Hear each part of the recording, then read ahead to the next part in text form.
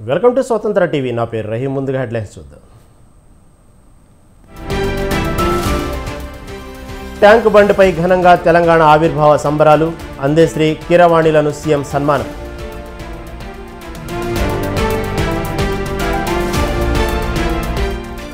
కాంగ్రెస్కు ప్రజలు బుద్ధి చెప్పే రోజులు వస్తాయి. సీఎం రేవంత్ జాక్పాట్ ముఖ్యమంత్రి అన్న కేటీఆర్.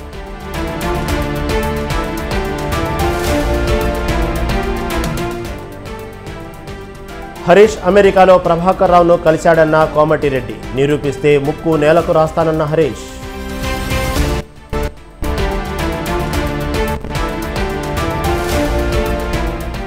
కూటమి తిరుగులేని విజయం సాధిస్తుంది. ఓట్ల లెక్కింపులో అప్రమత్తంగా ఉండాలన్న బాబు.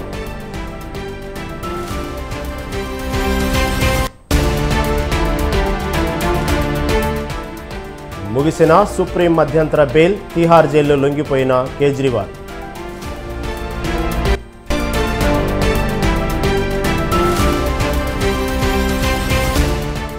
అరుణాచల్ ప్రదేశ్లో అధికారం నిలబెట్టుకున్న బీజేపీ. సిక్కింలో రెండోసారి సిక్కిం క్రాంతి కుమారి మోర్చా విజయం.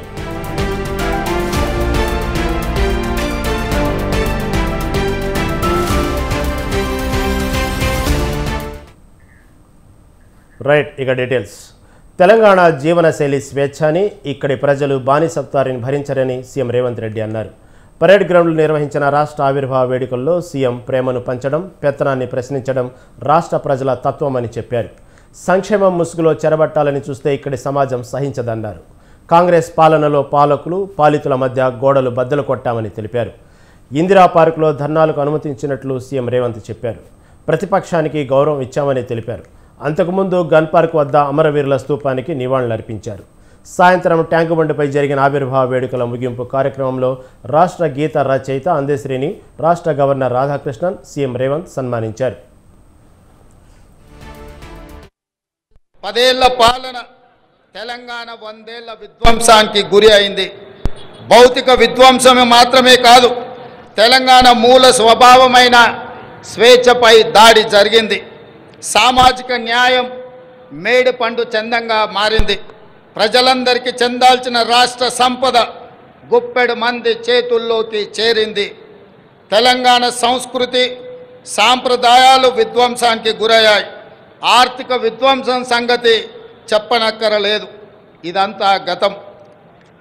ప్రజలే, ప్రజల కోసం, ప్రజల చేత ఎన్నుకోబడిన ప్రభుత్వం ఇప్పుడు తెలంగాణలో ఉంది. ప్రజాప్రభుత్వంలో జరుపుకుంటున్న మొదటి ఆవిర్భావ దినోత్సవం ఇది. అందుకే ఈ ఆవిర్భావ దినోత్సవానికి చరిత్రలో ప్రత్యేక స్థానం. తెలంగాణ ప్రజలకు కాంగ్రెస్ అగ్రనాయకురాలు సోనియా గాంధీ రాష్ట్ర ఆవిర్భావ దినోత్సవ శుభాకాంక్షలు తెలిపారు. రాష్ట్ర సాధన కోసం ప్రాణాలు అర్పించిన అమరవీరుల త్యాగాలను ఆమె గుర్తు చేసుకున్నారు. ఈ మేరకు వీడియో సందేశాన్ని సోనియా విడుదల చేశారు. తెలంగాణ ప్రత్యేక రాష్ట్ర స్వప్నాన్ని నెరవేరుస్తానని 2004లో కరీంనగర్ సభలో హామీ ఇచ్చానని గుర్తు చేసుకున్నారు. గడిచిన 10 ఏళ్లుగా ప్రజలు తమ పార్టీ పట్ల అత్యంత ప్రేమ, అభిమానాలు చూపారని తెలిపారు. రాష్ట్ర అభివృద్ధి లక్ష్యంగా తమ పార్టీ పనిచేస్తుందని చెప్పారు. సీఎం రేవంత్ రెడ్డి నేతృత్వంలో ప్రజలకు ఇచ్చిన గ్యారెంటీలను అమలు చేస్తామని సోనియా గాంధీ స్పష్టం చేశారు. आज तेलंगाना स्थापना दिवस के इस महत्वपूर्ण अवसर पर मैं अपने संदेश की शुरुआत माँ तेलंगाना के उन अनगिनत शहीदों को श्रद्धांजलि अर्पित करते हुए करना चाहती हूँ। मैंने 2004 में करीमनगर में तेलंगाना के लोगों से वादा किया था कि कांग्रेस पार्टी उनके अलग राज्य के सपने को पूरा करेगी। इस बयान के बाद मेरी अपनी पार्टी के अंदर भी असहमति हुई थी। कई लोगों ने हमारी पार्टी भी छोड़ी, मगर आपके धैर्य और संकल्प ने तेलंगाना के लोगों ने मुझे बहुत सम्मान और प्यार दिया है। मैं उन सभी सपनों को पूरा करना अपना कर्तव्य समझती हूँ। आज इस शुभ दिन पर मैं आप सभी को विश्वास दिलाती हूँ, तेलंगाना में रेवंत रेड्डी के नेतृत्व की कांग्रेस सरकार अपनी गारंटी को पूरा करने में कोई कसर। जय हिंद, जय तेलंगाना। आज तेलंगाना स्थापना दिवस के इस महत्व 1999కి ముందు తెలంగాణలో దారుణమైన పరిస్థితులు ఉండేవని బీఆర్ఎస్ అధినేత కేసీఆర్ అన్నారు. కరువు, వలసలు, ఆత్మహత్యలు, ఆకలి చావులు తాండవించేవని తెలిపారు. తెలంగాణ అనుభవించిన బాధ ఊహించుకుంటే ఇప్పుడు కూడా దుఃఖం వచ్చదని అన్నారు. తెలంగాణ భవన్లో జరిగిన తెలంగాణ దశాబ్ది ఉత్సవ ముగింపు వేడుకల్లో పాల్గొన్న ఆయన ఈ సందర్భంగా ప్రసంగించారు. యావత్తు తెలంగాణ వరుస కరువులకు, వలసలకు, కరెంటు కోతలకు, ఆత్మహత్యలకు, చేనేత కార్మికుల ఆకలి చావులకు నిలవుగా ఉండేదని చెప్పారు. తాను కూడా అధికార పదవుల్లో ఉన్నానని తెలిపారు. ఆ రోజుల్లో సాటి మిత్రులతో కలిసి తమ దుఃఖాన్ని పంచుకునేవాళ్లమని గుర్తు చేశారు. కొందరు తమ స్వార్థ ప్రయోజనాల కోసం తెలంగాణ అంశాన్ని ఎత్తుకున్నారని విమర్శించారు. వచ్చినాయి, జయం వచ్చినాడు పొంగిపోలేదు, అపజయం వస్తే పొంగిపోలేదు. కానీ దాన్ని మలుచుకుంటూ పోయినాం. చివరికి చాలా చాలా చాలా ప్రయాసపడి రాష్ట్రాన్ని సాధించుకున్నాం. ఆ సాధించుకొని రాష్ట్రం అపాయింటెడ్ డే వచ్చిన రోజే ఈ రోజు, ఈ జూన్ 2 ఇట్లా తెలంగాణ రాష్ట్రం వస్తుంది, 10 సంవత్సరాలు నిండుతాయి, దశాబ్ది ఉత్సవాలు కూడా జరుపుతారు. ఎవడు కూడా కళ కూడా లేదు కనీసం. అయితే వాడవాడు వీడవాడు పాపం అవగాహన ఉన్నోడు లేనోడు బీఆర్ఎస్ కథమే చేస్తాం భయ్ మోకాలంత ఎత్తులేనోడు కూడా మాట్లాడుతుంది. కథమైతుందా? ఇంత వ్యవస్థీకృతమైన పోరాటం, ఇంత ఏళ్లు 25 సంవత్సరాల వృక్షం కదా బీఆర్ఎస్ అంటే. అసెంబ్లీ ఎన్నికల మనం ఓడిపోయింది. సరే కొంత నైరాశ్యం వస్తుంది కదా సహజంగానే. ఎక్కడ వాళ్ళు అక్కడ ఉన్నాం 4 రోజులు. మళ్ళీ నేను బస్ ఎక్కితే మళ్ళీ అదే గర్జన, అదే కథ. అంటే విషయం ఏంటంటే అంత రూట్స్ ఉన్నటువంటి, అన్న పునాదులు ఉన్నటువంటి ఇవి వచ్చేటివి టెంపరీ సెట్ బ్యాక్స్. చాలా చిన్న విషయం, ఇవి సహజంగా వస్తుంటాయి, చాలా జరుగుతాయి ఇట్లా హిస్టరీలో మనం చూస్తే. మనకన్నా ముందు కూడా 10 ఏళ్ళు కాంగ్రెస్ అపోజిషన్ లో ఉండే కదా, మరి కథం అయిపోయిందా? కాలే కదా, మళ్ళా ప్రభుత్వానికి వచ్చింది కదా. అట్లనే గ్యారంటీగా మళ్ళా రేపు వచ్చేది బీఆర్ఎస్ 100%. జయాలు వచ్చినాయి, అపజయాలు వచ్చినాయి. సీఎం రేవంత్ జాక్పాట్ ముఖ్యమంత్రి అని, ఏదో అదృష్టవశాత్తు సీఎం అయ్యాడని బీఆర్ఎస్ వర్కింగ్ ప్రెసిడెంట్ కేటీఆర్ అన్నారు. ప్రజలు రేవంత్కు బుద్ధి చెప్పే రోజులు వస్తాయన్నారు. బీఆర్ఎస్ ఆధ్వర్యంలో తెలంగాణ భవన్లో జరిగిన రాష్ట్ర ఆవిర్భావ దశాబ్ది వేడుకల్లో కేటీఆర్ పాల్గొన్నారు. బీఆర్ఎస్ పార్టీ పతాకాన్ని ఆవిష్కరించారు. భూపేష్ బఘేల్ ఛత్తీస్గఢ్ సీఎంగా ఉన్నప్పుడు ఆ రాష్ట్ర అవతరణ వేడుకలను 3 రోజుల పాటు నిర్వహించారని కేటీఆర్ చెప్పారు. కానీ తెలంగాణ సీఎం రేవంత్ మాత్రం దశాబ్ది వేడుకలను ఒక్కరోజుకే పరిమితం చేశారని ఆగ్రహం వ్యక్తం చేశారు. కనీస అవగాహన కానీ, పరిణితి కానీ, పరిపక్వత కానీ లేదు. ఎందుకు లేదంటున్నానంటే, వాళ్ళ పార్టీకి సంబంధించిన భూపేష్ బాఘేల్ గారు నిన్నటిదాకా ఛత్తీస్గఢ్ ముఖ్యమంత్రి. ఆయన కూడా ఛత్తీస్గఢ్ అవతరణ సందర్భంగా 3 రోజుల పాటు ఉత్సవాలు నిర్వహించారు. మేము 3 రోజులు కాదు, నిజానికి ఇప్పుడు ప్రభుత్వంలో ఉంటే దాదాపు నెల రోజుల పాటు, 30 రోజుల పాటు మేము ఉత్సవాలు నిర్వహించేది. ఈ ముఖ్యమంత్రి ఎంత తెలివి తక్కువ, ఎంత పరిణితి లేని ముఖ్యమంత్రి అంటే, దశాబ్ది వేడుకలను కూడా ఒక్కరోజుకే పరిమితం చేసిన మూర్ఖుడికి తెలంగాణ గురించి కానీ, తెలంగాణ ఏర్పాటు వెనుక ఉన్న త్యాగాల గురించి కానీ, తెలంగాణ అని కనీసం ఈరోజు పొద్దున పోస్టులో కూడా జై తెలంగాణ అని ఒక మాట పలకలేని ఒక మూర్ఖుడికి తెలంగాణ ఉద్యమం గురించి కానీ, తెలంగాణ అవతరణ గురించి కానీ, కేసీఆర్ గురించి కానీ మాట్లాడే అర్హత కూడా లేదు. జాక్పాట్ ముఖ్యమంత్రి ఆయన, అట్లా అదృష్టవశాత్తు ఏదో అయ్యిండు కానీ, కాబట్టి తెలుసు, తెలంగాణ ప్రజలకు కూడా తెలిసి ఇప్పుడిప్పుడే అర్థమవుతుంది. తప్పకుండా మరి ఆయనకు బుద్ధి చెప్పే రోజు. ఫోన్ ట్యాపింగ్ కేసులో సంచలన విషయాలను మంత్రి కోమటిరెడ్డి వెంకటరెడ్డి బయటపెట్టారు. ఈ కేసు విషయంలో అన్ని విషయాలు ఒక్కొక్కటిగా బయటకు వస్తుండటంతో మాజీ మంత్రి హరీష్ రావు దొంగచాటుగా గత సీఎండీ ప్రభాకర్ రావును అమెరికా వెళ్లి కలిసి వచ్చారని ఆరోపించారు. మే 26న ఎమిరేట్స్ ఫ్లైట్ నెంబర్ EK525లో హరీష్ రావును కేసీఆర్ అమెరికా పంపారని విమర్శించారు. అమెరికా వెళ్లి ప్రభాకర్ రావును కలవలేదని ప్రమాణం చేయడానికి హరీష్ సిద్ధమా అని సవాల్ విసిరారు. ఎవరికీ చెప్పకుండా అమెరికా వెళ్లాల్సిన అవసరం హరీష్ రావుకి ఏమొచ్చిందని నిలదీశారు.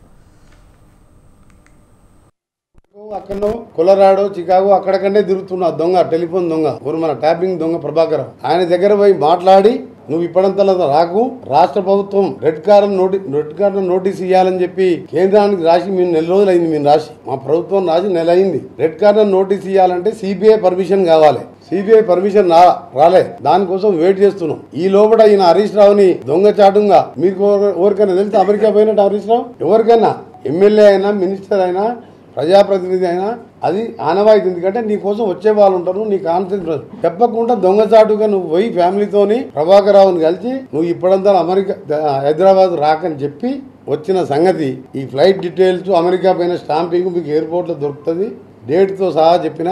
ఆయన వచ్చిందంటే ఎమ్మడే చట్టం తన పని తాను చేసుకుంటుంది. ఈయన కేసీఆర్ కేటీఆర్ ఎక్కడ ఉంటాడో ఏమో నాకు తెలియదు.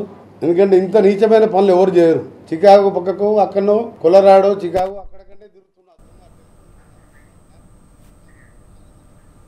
మంత్రి కోమటిరెడ్డి వెంకటరెడ్డి తనపై చేసిన వ్యాఖ్యలకు హరీష్ రావు ఘాటుగా స్పందించారు. మంత్రి కోమటిరెడ్డి వెంకటరెడ్డికి మతి భ్రమించిందని, ఆయన డాక్టర్కు చూపించుకోవడం మంచిదని ఎద్దేవా చేశారు. తాను విదేశాలకు వెళ్లిన మాట నిజమే అన్న హరీష్ రావు, అమెరికా వెళ్లినట్లు ప్రభాకర్ రావును కలిసినట్టు రుజువు చేస్తే అమరుల స్తూపం వద్ద ముక్కు నేలకు రాస్తా అన్నారు. రుజువు చేయకపోతే కోమటిరెడ్డి బహిరంగ క్షమాపణ చెప్పాలన్నారు.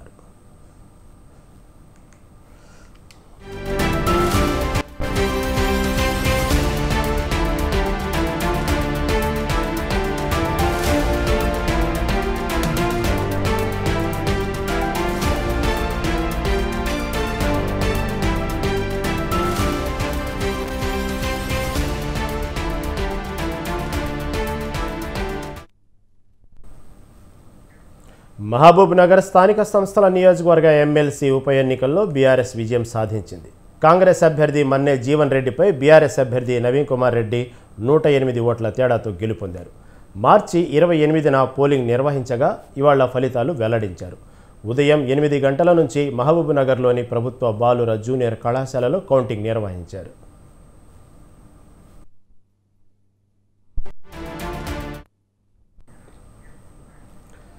ఈ ఎమ్మెల్సీ స్థానం పరిధిలో మొత్తం 1439 మంది ఓటర్లుండగా 1437 మంది ఓటు హక్కు వినియోగించుకున్నారు.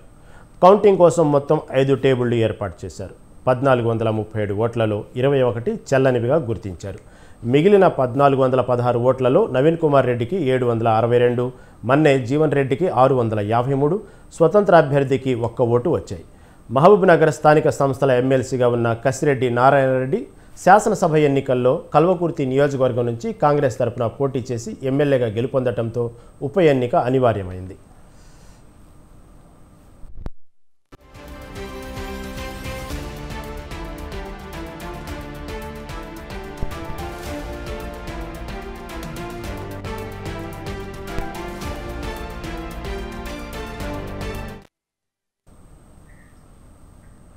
మరోవైపు స్థానిక సంస్థల ఎమ్మెల్సీ ఎన్నికలపై మంత్రి జూపల్లి స్పందించారు. సాంకేతికంగా బీఆర్ఎస్ గెలిచినా నైతికంగా మాత్రం కాంగ్రెస్ గెలిచిందని తెలిపారు.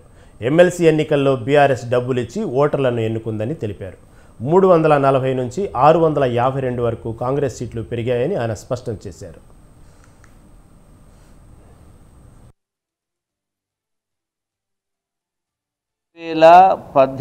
ఎన్నికల సందర్భంగా గెలిచిన తర్వాత ప్రతిపక్షమే ఉండొద్దు అని ఎమ్మెల్యేని ఏదైతే కొనుగోలు చేసినరో ఆ ప్రకారం ఒకవేళ మేము చేయాలని అనుకుంటే ఈనాడు మా గౌరవ ముఖ్యమంత్రి గారు రేవంత్ రెడ్డి గారు అనుకుని ఉంటే మేము కూడా మీ లెక్క నైతిక విలువలకు పాటుపడకుండా తిలోదకాలు ఇచ్చేసి దుర్మార్గపు ఆలోచనలు చేసి ఉండింటే, ప్రజాస్వామ్యాన్ని కూని చేసి ఉండింటే, మేము కూడా మీ లెక్కనే అటువంటి తప్పుడు పద్ధతులు అవలంబించి ఉంటే ఈ ఎన్నిక కూడా మేము గెలిచేవాళ్ళం 100%.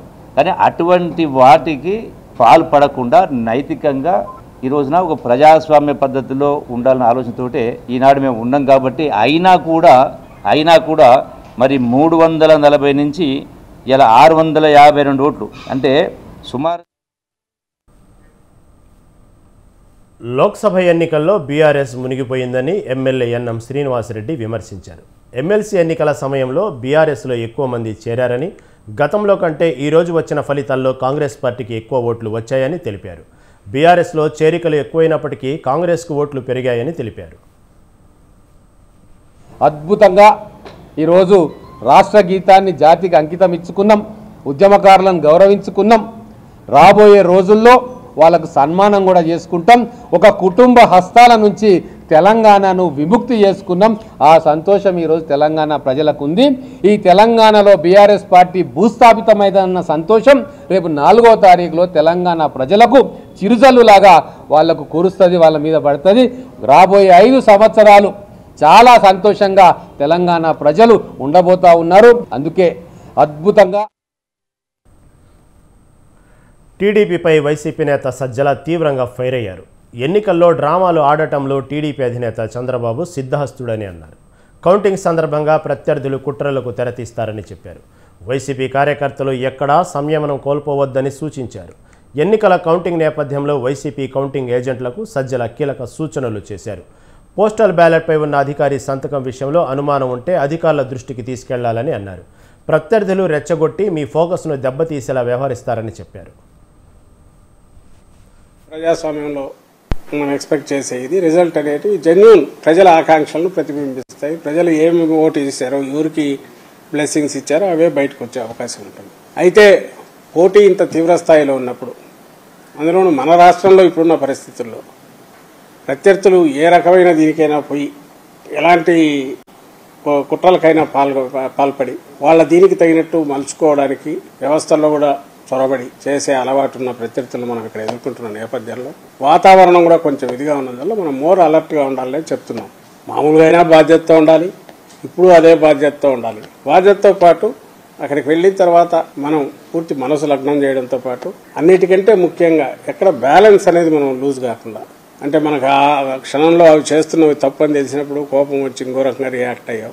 మనం జరిగే పనిని సాఫీగా జరిగే పనిని అంతటా మనం చెడగొట్టుకోకుండా, ఎట్టి పరిస్థితుల్లోనూ సంయమనం కోల్పోకుండా, but at the same time మనం అనుకున్న మన అబ్జర్వేషన్ ఏదైతే ఉందో పొరపాటు జరిగింది అనుకుంటే ఆ పొరపాటు రికార్డ్ అయి తీరాలి, చేరాల్సిన దానికి వాళ్ళు చేరాలి.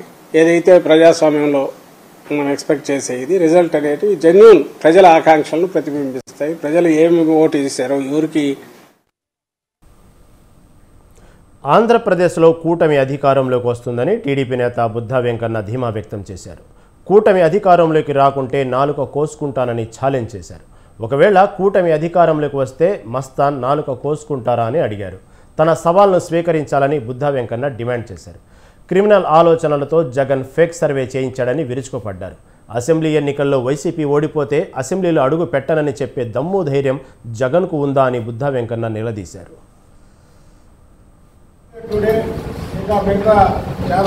ఎందుకు జగన్మోహన్ రెడ్డి ఇంకా 2 రోజులు ఉందనగా ఎందుకు ఇంకా ప్రజల్ని, అలా తెలుగుదేశం పార్టీ కేటర్ని ఆత్మస్థైర్యాన్ని, ఆఖరికి ఓటు వేసిన ప్రతి ఒక్కరి ఆత్మస్థైర్యాన్ని దెబ్బతీయడం కోసమే ఈ ఆరామస్థాన్ సర్వే.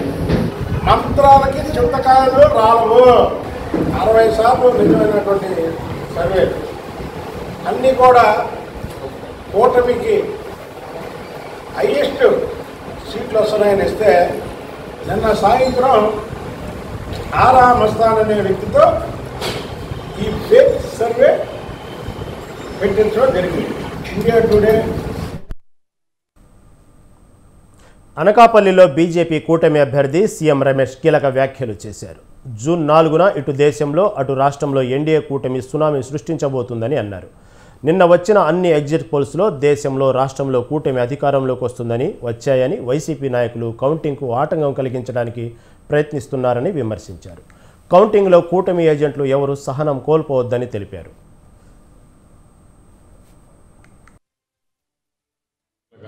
ఇక్కడ జనసేన, టీడీపీ, భారతీయ జనతా పార్టీ కూటమి ఆంధ్రప్రదేశ్లో, అలాగే భారతదేశంలో ఎన్డీఏ రెండు కూడా బ్రహ్మాండమైన విజయం సాధిస్తున్నాయి. ఏదైతే ముందు నుంచి కూడా ప్రధానమంత్రి నరేంద్ర మోడీ గారు 400 సీట్లు పైచిలుకు అన్నారో, ఈరోజు భారతదేశంలో క్రెడిబిలిటీ ఉన్నాయి ఆల్ ఎగ్జిట్ పోల్స్ ఎక్కడ కూడా తేడా లేకుండా అవే చెప్తున్నాయి. ఆంధ్రప్రదేశ్లో కూడా ఈ 5 సంవత్సరాలు జగన్మోహన్ రెడ్డి వైఎస్ఆర్ కాంగ్రెస్ పార్టీ ప్రభుత్వం చేసిన నేరాలు, ఘోరాలు, ప్రజా వ్యతిరేక విధానాలు, దౌర్జన్యాలు, అక్రమాలు, అవినీతి ఏదైతే ప్రజలు చూసి విసిగి కసిగా ఓట్లేశారని ముందు నుంచి మేము చెప్తున్నాం. నిన్న ఎగ్జిట్ పోల్స్లో అదే నిజమైంది. సార్వత్రిక ఎన్నికల ఓట్ల లెక్కింపునకు సమయం ఆసన్నం కావడంతో అధికారులు ఏర్పాట్లు పూర్తి చేశారు. ఎలాంటి అవాంఛనీయ ఘటనలు చోటు చేసుకోకుండా ముందస్తు చర్యలు చేపట్టారు. మరోపక్క తమ భవిత్యంపై అభ్యర్థుల్లో టెన్షన్ మొదలైందని, గెలుపు ఓటములు ఎలా ఉండనున్నాయో అన్న గుబులు పట్టుకుంది.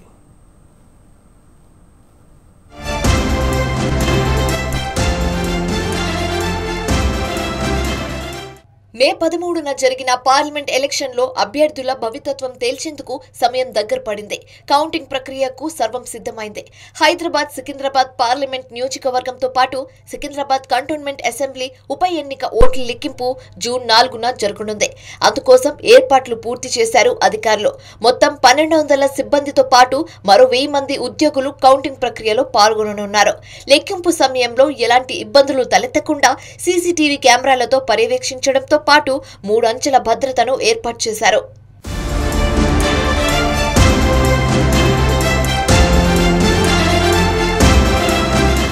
హైదరాబాద్, సికింద్రాబాద్ పార్లమెంట్ నియోజకవర్గం రిటర్నింగ్ అధికారులతో కలిసి ఓట్ల లెక్కింపు ఏర్పాట్లపై సమీక్ష నిర్వహించారు హైదరాబాద్ జిల్లా ఎన్నికల అధికారి రొనాల్డ్ రోస్. కౌంటింగ్ ప్రక్రియ ప్రశాంతంగా ముగిసేందుకు అవసరమైన చర్యలు తీసుకుంటామన్నారు. జిల్లాలో 13 లొకేషన్లో 16 కౌంటింగ్ కేంద్రాలను ఏర్పాటు చేశామన్న ఆయన ఓట్ల లెక్కింపుకు జూబ్లీ హిల్స్ అసెంబ్లీ సెగ్మెంట్లో 20 టేబుల్స్, మిగిలిన అసెంబ్లీ సెగ్మెంట్లలో 14 టేబుల్స్ చొప్పున ఏర్పాటు చేశామని తెలిపారు. యాకుత్పుర అసెంబ్లీ సెగ్మెంట్లో అత్యధికంగా 24 రౌండ్ల లెక్కింపు ఉండడంతో ఇక్కడ ఆలస్యంగా ఫలితం వచ్చే అవకాశం ఉందన్నారు. చార్మినార్ అసెంబ్లీ సెగ్మెంట్లో అత్యల్పంగా 15 రౌండ్లలో కౌంటింగ్ ప్రక్రియ పూర్తి అవుతుందని తెలిపారు. 4వ తారీఖు మనకు కౌంటింగ్ ఉన్నాయి. దానికి సంబంధించిన పూర్తి ఏర్పాట్లు కూడా ఏర్పాటు చేసుకోవడం జరిగినాయి. ఈ కౌంటింగ్ ప్రక్రియ మొత్తం 13 కేంద్రాల్లో 16 కౌంటింగ్ హాల్లో జరుగుతాయి. 13 లొకేషన్స్ లో దీన్ని ఏర్పాటు చేసుకోవడం జరిగినాయి.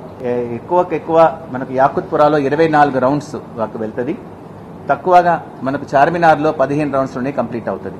ప్రతి కౌంటింగ్ హాల్లో మీరు గమనించవచ్చు 14 టేబుల్స్ ఉంటుంది. ఎక్సెప్ట్ జూబ్లీ హిల్స్ లో కూడా నంబర్ ఆఫ్ పోలింగ్ కేంద్రం ఎక్కువ ఉంది. ప్లస్ అక్కడ కౌంటింగ్ హాల్ కూడా పెద్దగా ఉంది. కాబట్టి స్పెషల్ గా కేంద్ర ఎన్నికల సంఘం దగ్గర నుంచి 20 టేబుల్స్ కు పర్మిషన్ తీసుకున్నాం. ఫస్ట్ రౌండ్ ఆఫ్ కౌంటింగ్ ఫలితాలు అనేది 8:30, 8:45 మధ్యలో మనం రిలీజ్ చేయడానికి అవకాశం ఉందని అనుకుంటున్నాము. So every round of counting ఒక హాఫ్ అన్ అవర్ నుంచి 40 మినిట్స్ దాకా వస్తాయి అనుకుంటున్నాము. సో అరౌండ్ 2 o'clock, 3 o'clock మధ్యలో మనకు ఫస్ట్ మనకు చార్మినార్ రిజల్ట్స్ కంప్లీట్ గా డిక్లేర్ చేయడానికి మనకు అవకాశం ఉంది. ఆ పర్టికులర్ అసెంబ్లీ సెగ్మెంట్ సంబంధించినవి. దాని తర్వాత మొత్తం కూడా అరౌండ్ 3 to 4 మధ్యలో మొత్తం టోటల్ గా కూడా పూర్తి చేయడానికి మేము ప్లాన్ తయారు చేసుకుని సిద్ధంగా ఉన్నాం. ఇక కౌంటింగ్ కేంద్రాల్లోకి ఎలాంటి వస్తువులు, మొబైల్ ఫోన్లు అనుమతి లేదని స్పష్టం చేశారు ఎన్నికల అధికారులు. ఉదయం 8 గంటలకు కౌంటింగ్ ప్రక్రియ ప్రారంభమవుతుందని, అప్పటికే అభ్యర్థులు లేదా పోలింగ్ ఏజెంట్ల సమక్షంలో స్ట్రాంగ్ రూమ్ ఓపెన్ చేస్తామన్నారు. అయితే మొదట పోస్టల్ బ్యాలెట్ లెక్కింపు జరగగా హైదరాబాద్ పార్లమెంట్ నియోజకవర్గం పోస్టల్ బ్యాలెట్ ను ఎగ్జిబిషన్ గ్రౌండ్ లో ఏర్పాటు చేసిన చార్మినార్ అసెంబ్లీ సెగ్మెంట్ కౌంటింగ్ కేంద్రంలో లెక్కింపు జరుగుతుంది. Secunderabad parliament postal ballot counting professor Rama Reddy distance education centre లో ఉస్మానియా యూనివర్సిటీలో జరుగుతుంది. కంటోన్మెంట్ ఉప ఎన్నిక పోస్టల్ బ్యాలెట్ ను వెల్సీ కాలేజ్ వద్ద లెక్కించనున్నారు. మిగిలిన ప్రాంతాల్లో ఈవీఎంలను 8 గంటల నుండి లెక్కించేందుకు అవసరమైన చర్యలు తీసుకుంటున్నామని అధికారులు చెప్పారు. లోపల వస్తున్న ఎన్నికల సిబ్బంది కావచ్చు, కౌంటింగ్ సిబ్బంది కావచ్చు, క్యాండిడేట్స్ కావచ్చు, మన ఆఫీసర్స్ కావచ్చు, అలాగే కౌంటింగ్ ఏజెంట్స్ కావచ్చు, వీళ్ళందరిది కూడా 3 టైర్ సెక్యూరిటీ ద్వారా లోపల వస్తారు. అప్పుడే మనం వాళ్ళని ఫ్రిస్క్ చేయడం కానీ, మొబైల్ ఫోన్స్ ఏమీ అలో చేయకుండా వాళ్ళ లోపల పంపించడం కానీ జరుగుతాయి. కౌంటింగ్ అనేది మనకు 8 గంటలకు మనం ప్రారంభం చేయాల్సిన అవసరం ఉంది. పొలిటికల్ పార్టీస్ మరియు క్యాండిడేట్ సమక్షంలో స్ట్రాంగ్ రూమ్స్ ని ఓపెన్ చేయడం జరుగుతాయి. తర్వాత అబ్జర్వర్స్ ఏ టేబుల్ మీద ఏ కౌంటింగ్ సిబ్బంది కూర్చోవాలన్నది ర్యాండమైజేషన్ ద్వారా వాళ్లే ఎంపిక చేసి మాకు ఇవ్వడం జరుగుతాయి. పోస్టల్ బ్యాలెట్ సంబంధించిన ప్రక్రియ కూడా 8 గంటలకు మొదలవుతాయి. ఈసారి మన జిల్లాలో 3 చోట్ల పోస్టల్ బ్యాలెట్ కౌంటింగ్ జరుగుతాయి. హైదరాబాద్ పార్లమెంట్ నియోజకవర్గం సంబంధించి మన ఎగ్జిబిషన్ గ్రౌండ్స్ లో చార్మినార్ నియోజకవర్గం కౌంటింగ్ ఎక్కడ జరుగుతున్నాయో అక్కడే పోస్టల్ బ్యాలెట్ కౌంటింగ్ కొరకు పెట్టడం జరిగినాయి. ప్రతి రౌండ్ పూర్తి కాగానే దాంట్ నుంచి ఒక 2 మెషిన్స్ ని ర్యాండమ్ గా అబ్జర్వర్ గారు సెలెక్ట్ చేస్తూ మళ్ళీ దాన్ని రీకౌంట్ కూడా చేయిస్తారు. సో జస్ట్ టు ఎన్షూర్ మన కౌంటింగ్ ప్రక్రియ కరెక్ట్ గా జరిగిందా లేదా అనే ఉద్దేశంతో ఇవి జరుగుతాయి. కౌంటింగ్ సిబ్బందికి జూన్ 4న ఉదయం 5:30 గంటల నుంచి 6 గంటల్లోగా అబ్జర్వర్ సమక్షంలో ర్యాండమైజేషన్ చేసి టేబుల్ కేటాయిస్తారు. కేంద్ర ఎన్నికల సంఘం ప్రతి అసెంబ్లీ సెగ్మెంట్ కు ఒక అబ్జర్వర్ ను కేటాయించారని, అబ్జర్వర్ టేబుల్ వద్ద 2 మైక్రో అబ్జర్వర్లు ఉంటారని, ప్రతి కౌంటింగ్ టేబుల్ వద్ద ఒక counting supervisor, counting assistant, micro observer ఉంటారని తెలిపారు రొనాల్డ్ రోస్. వీరందరూ కౌంటింగ్ ప్రక్రియను సక్రమంగా నిర్వహించారు నిర్వహించేందుకు అవసరమైన చర్యలు తీసుకుంటారని వివరించారు. ఈవీఎంల లెక్కింపు పూర్తి అయిన ప్రతి అసెంబ్లీ సెగ్మెంట్ వారీగా అబ్జర్వర్ సమక్షంలో 5 వీవీప్యాట్స్ ర్యాండమ్ గా ఎంపిక చేసి పోలింగ్ స్టేషన్ స్లిప్లను లెక్కిస్తారు. ఓట్ల లెక్కింపు సజావుగా జరిగేలా పగడ్బందీ చర్యలు చేపట్టామని అన్నారు Ronald rose.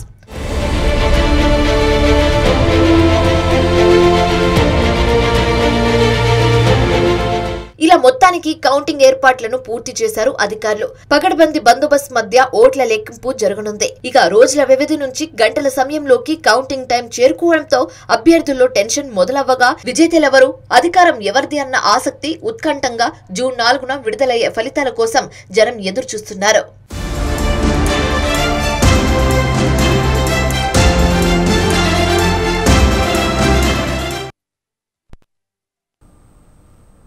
Delhi CM Kejriwal మళ్లీ తిహార్ జైలులో సరెండర్ అయ్యారు.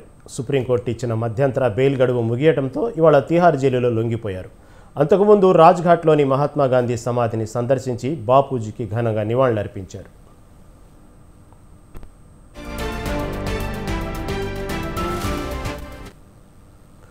లిక్కర్ కేసులో మార్చి 21న అరెస్ట్ అయిన కేజ్రీవాల్కు 49 రోజుల జైలు జీవితం తర్వాత మే 10న బెయిల్ వచ్చింది. సుప్రీంకోర్టు ఎన్నికల్లో ప్రచారం చేసుకోవడానికి వీలుగా మధ్యంతర బెయిల్ మంజూరు చేసింది. అయితే బెయిల్ ఇచ్చిన రోజే జూన్ 2న మళ్లీ సరెండర్ కావాలని ఆదేశించింది. ఎన్నికలు ముగిశాయి. కేజ్రీవాల్కు సుప్రీం ఇచ్చిన గడువు ముగిసింది. దీంతో వాళ్ళ తిరిగి జైలు అధికారుల ముందు సరెండర్ అయ్యారు.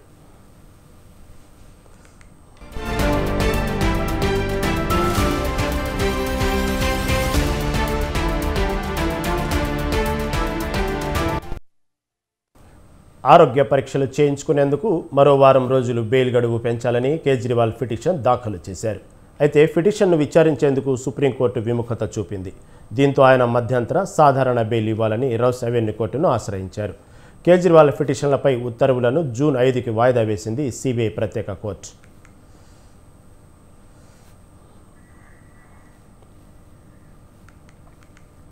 ప్రేమా ఖండు సారథ్యంలోని బీజేపీ ప్రభుత్వం వరుసగా మూడోసారి అరుణాచల్ ప్రదేశ్లో అధికారం నిలబెట్టుకుంది. అసెంబ్లీ ఎన్నికల ఫలితాల్లో మొత్తం 60 నియోజకవర్గాల్లో 46 స్థానాల్లో బీజేపీ ఘన విజయం సాధించింది. 2019లో సాధించిన 41 స్థానాల రికార్డును కూడా బద్దలు కొట్టింది. అసెంబ్లీ ఎన్నికల ఫలితాల్లో నేషనల్ పీపుల్స్ పార్టీ 5 సీట్లు, నేషనలిస్ట్ కాంగ్రెస్ పార్టీ 3 సీట్లు, పీపుల్స్ పార్టీ అరుణాచల్ 2 సీట్లు, ఇండియన్ నేషనల్ కాంగ్రెస్ 1 సీటు గెలుచుకున్నాయి. అరుణాచల్ ప్రదేశ్ అసెంబ్లీ ఎన్నికల్లో బీజేపీ 10 సీట్లు ఎలాంటి పోటీ లేకుండా ముందుగానే గెలిచింది. अरुणाचल प्रदेश के लिए एक ऐतिहासिक दिन है और खास करके भारतीय जनता पार्टी के लिए इस बार का 2024 का जो विधानसभा का जो चुनाव में एक नया रिकॉर्ड बीजेपी ने बनाया है. 2019 इलेक्शन में हम लोग ने 41 सीट्स आउट ऑफ 60 हम लोग ने जीता था 41. तो इस बार उससे भी बढ़ के एक जैसे वैसे पॉलिटिक्स में तो एंटी इनकम्बेंसी होता है, मगर बीजेपी में क्या है कि प्रो इनकम्बेंसी. तो अभी 41 सीट्स 2019 में जीता, 2024 में 46 सीट जीता, तो इसका मतलब प्रो इनकम्बेंसी का ये एक सिग्नल है. तो मैं अरुणाचल प्रदेश की जो जनता है उसको मैं हृदय से बहुत बहुत धन्यवाद ये आभार करता हूँ. और this is an reflection PM Narendra Modi साहब के आशीर्वाद में जो काम अरुणाचल प्रदेश में हुआ है, उस काम को देखते हुए अरुणाचल प्रदेश का जनता ने दोबारा फिर अपना राज्य में भारतीय जनता पार्टी का सरकार गठन करने में वो लोग ने एब्सोल्यूट मेजोरिटी का हिसाब से अपना कैंडिडेट को जिताया है. आज अरुणाचल प्रदेश के लिए